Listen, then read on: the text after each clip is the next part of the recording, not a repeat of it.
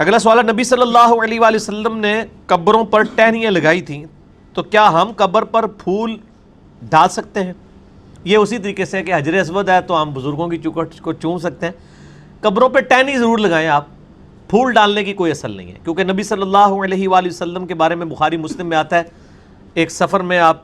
2 قبروں کے پاس رک کے فرمایا ان 2 قبر والوں کو عذاب ہو رہا ہے، ایک پیشاب کے چھینٹوں سے نہیں بچتا تھا، دوسرا چگلی کھاتا تھا،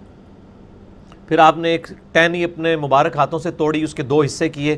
اس پہ ڈال دی، دونوں پہ لگا دی، فرمایا جب تک یہ ہری رہیں گی عذاب میں تخفیف ہوگی۔ اس میں اکثر محدثین کا یہ خیال ہے کہ یہ نبی علیہ السلام کے مبارک ہاتھوں کی برکت ہے، یہ نہیں ہے کہ آپ کسی کی قبر پہ بھی کوئی ٹہنی لگا دیں گے تو عذاب میں تخفیف ہوگی،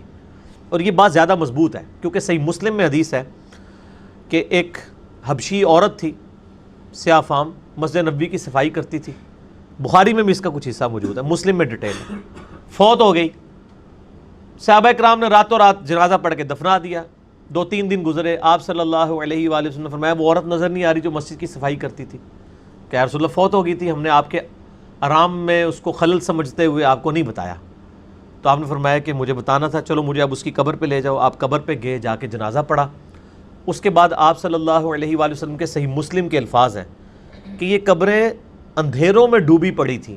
میرے جنازہ پڑھنے کی برکت سے اللہ نے ان کو نور سے بھر دیا ہے۔ اب یہ بڑا سبحان اللہ بھی ہے اور استغفر اللہ بھی پڑھیں کہ وہ قبریں بریلوی دیوبندی والے حدیثوں کی نہیں تھی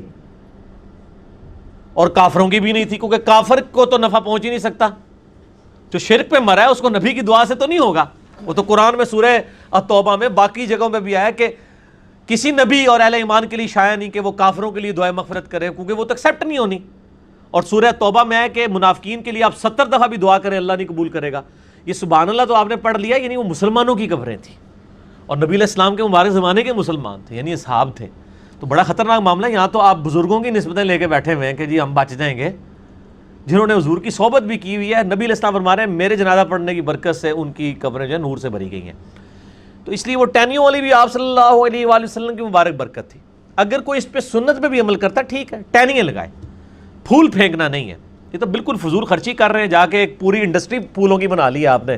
وہ خریدتے ہیں اور پھر ہر شب رات کے اوپر ریڑیاں لگی ہوئی ہوتی ہیں، عید کی راتوں میں ریڑیاں لگی ہوئی ہوتی ہیں،